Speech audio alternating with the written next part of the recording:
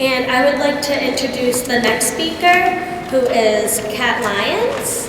And Kat is 29 years old and was adopted from Russia.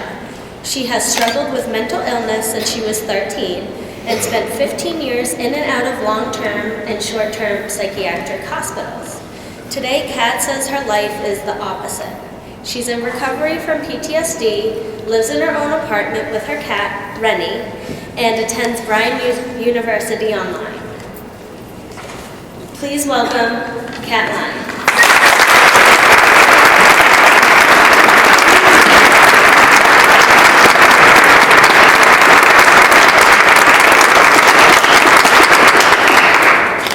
Struggling with mental illness and the road to recovery. My name is Kat Lyons. I am a DMH client and Abacus client. I have been a DMH client since I was 13 and just recently became an Abacus client 3 months ago. I suffer from major PTSD and have struggled in the past with eating disorders, self-harm, drug abuse, depression, mood swings, anxiety, suicidality. Unfortunately, all of these symptoms stem from one illness called PTSD, post-traumatic stress disorder. The cause of my PTSD had to do with my childhood past from Russia. I lived in an orphanage from the age of 6 months to the age of 6.5 years old. It was a brutal past. I was beaten and emotionally abused, all due to my birth defect, cleft lip and palate. I have seen more than half my friends pass away due to starvation and beatings. At the age of 4, I stopped talking or communicating. The less they noticed you, the less abuse you were to suffer, as I had thought. I was wrong. They could not ignore birth defects. Russia believed in perfection. Any child that was not perfect was doomed to slow death. At the age of 6.5, I was told I am leaving. I was adopted. At this point, I was told I do not know why anyone would want a freak for a child. Usually kids are happy when they are told they are leaving, but I had no emotion at this point. I did not believe anyone would want me. I mean, I am a freak, I was told repeatedly. No one wants a freak for a child. The day came when I saw my family to be. My heart jumped. It was real. It was no cruel joke of theirs. I was leaving. I had never felt happiness before. It was new and scary. What if they did not last? What if they saw I was a freak and said, forget this child? So at this point, it was my mission to show that I was worth it no matter my appearance. I got a home. Their first years were great, except for the emotional abuse continued from other kids, being called a freak, mutant, birth defect child, and big lip was hard for me. However, a brother came into my life a year after I came to America. His name is Zhenya. We hit it off right away. I became a protector of him and his best friend. As part of my job as a sister, I wouldn't allow others to make fun of him. At this point, my role as a protector became who I was, not just for my brother, but for others who couldn't stand up for themselves. I was considered a troublemaker due to always in fights with others, who like to make fun of others. I was against following rules. I took things into my own hands. Nevertheless, I was dedicated to my schoolwork, animals, being a good sister, friend, and a daughter as much as possible at my age. Life was good for a bit until I hit the age of 9. At the age of 9, my PTSD started to haunt me more and more. At this age, my PTSD was triggered and all memories of my past came in, flooding into my head. While awake and asleep, my nightmares became unmanageable, anger unreasonable, and my hate for myself became unbearable. Every night I would hear all the name callings I had been called. I would hear every sentence about how freaks do not belong on the planet and how they should just jump off a cliff for everyone's sake. My dreams became more and more detailed of my past I had forgotten. Memories I did not want to remember. At the age of 13, my PTSD hit full blast. My eating disorder was out of control, and it was no longer a question that I was starving myself. I ran from home. I ran from everything. I remember the first time in the psych hospital. I felt abandoned. That was the last of what was left of my sanity and who I was from the day of adoption. 4 years, I was in and out of hospitals, state and group homes. I spent more time in hospitals than out of them. I became known as a severe case. I was the most dangerous person to myself out there. Suicide after suicide, cutting after cutting, drugging my pain away and starving my emotions to death. All of these went on and on for years. By the age of 16, I was considered a lifer in the States. Yet even though I was difficult to work with, it seemed that staff, treatment members, DMH could not stop caring about me, no matter how hard I tried. All I did was show them how much pain I was in. Everyone was determined to help me. I had resources placed to me, help me, but my hate for my birth defect and memories were too great. By the age of 20, I met a psychiatrist who decided enough is enough. We are not going to help her if we do not know how severe her PTSD is and what she went through in Russia. He went online and read about abuse and birth defects in Russia. When he finished his research, he had realized I had made it sound slightly nicer than it really was. It was at that moment Westboro State hired a consult with a PTSD professional. Her name, Janina Fisher. When Janina and I met, it was then she realized there were no guidelines to follow when it came to my type of PTSD. I was far gone, locked in a cage. Even the universe had no distance on me. Anytime anyone did try to reach me, a bomb would go off in my head, and I would yet once again end up in restraints for trying to end my life. It became important for others to know my past and what it was like for me. There have been tears shed out of frustration with the lack of my progress and at Russia. At the age of 21, my PTSD therapy paid off. It was then they realized I had nothing I wanted to live for or fight for. As Janina Fisher spoke to my treatment team and to DMH about this, everyone was in agreement. I spent my whole life locked up, never experiencing joy really, or anything to live for. It was terrifying for them. If anything went wrong, it would be on them. At this point, my treatment team gave most of the control to DMH and to Janina Fisher to find the resources that could give me the will to live again. DMH and Janina had fought for me more than any other doctor or staff I had ever known. They had went beyond what their fields were made for. They had done research on research for resources I would like and would use, as well as benefits I would qualify for.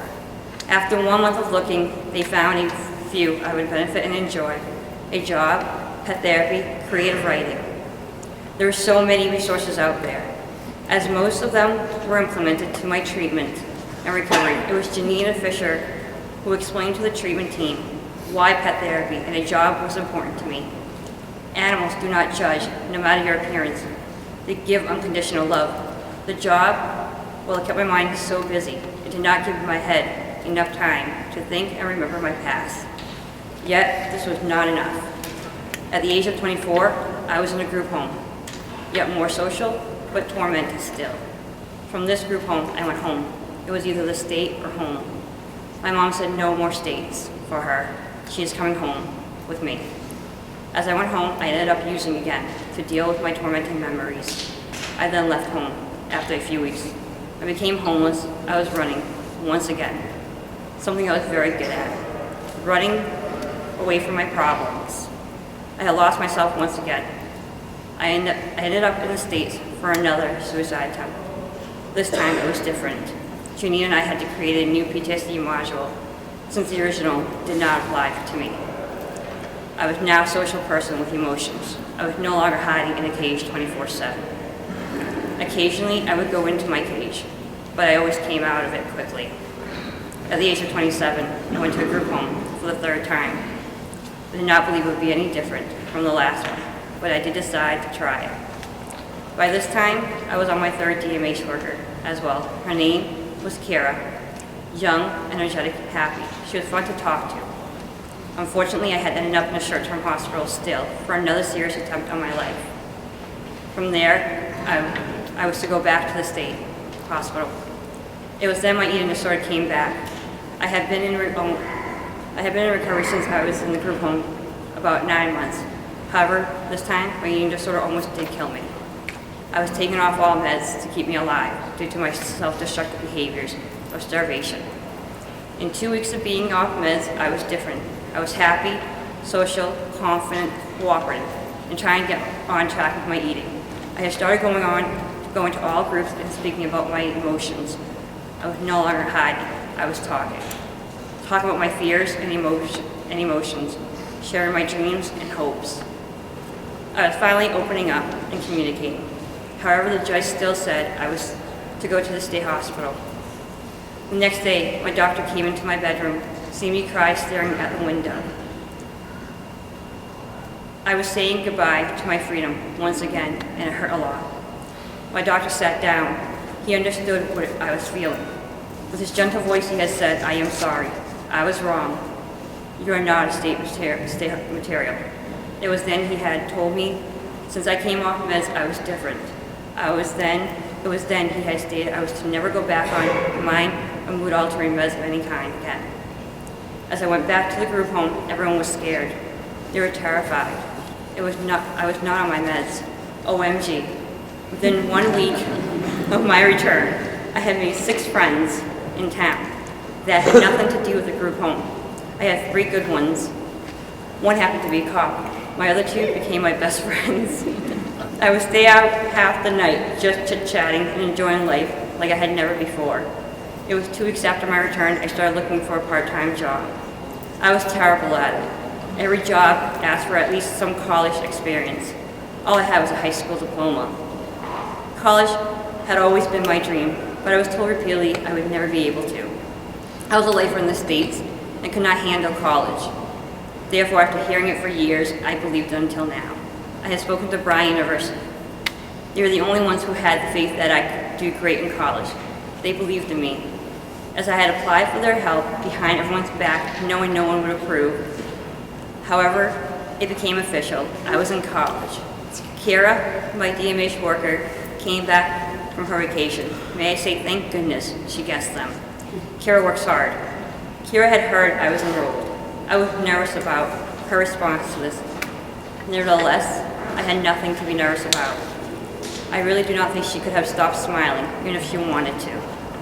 She was happy and proud of my decision I made. She said, "I know you can do it. I have faith in you. You're very smart, Kat." My family was proud beyond proud of my choices I have made, especially college. As I started Bryan University for advanced fitness and exercise science, it became my life. My life turned to focusing on my family and education for my future. 4 months before my 29th birthday, I had left the group home and went to my parents'. All I can say is group homes I have been to, as well as hospitals, all have positives and negatives. Well, from my parents' home, I moved to my own apartment. Yes, I live on my own with a cat named Rennie. I am an Advocates client now, and they check in once a week. However, if I am too busy and living my life, they will call instead to check in. I am still off meds, and while Rennie, he has PTSD slightly from his past. I had adopted him, and we truly are perfect for each other. Never more happier.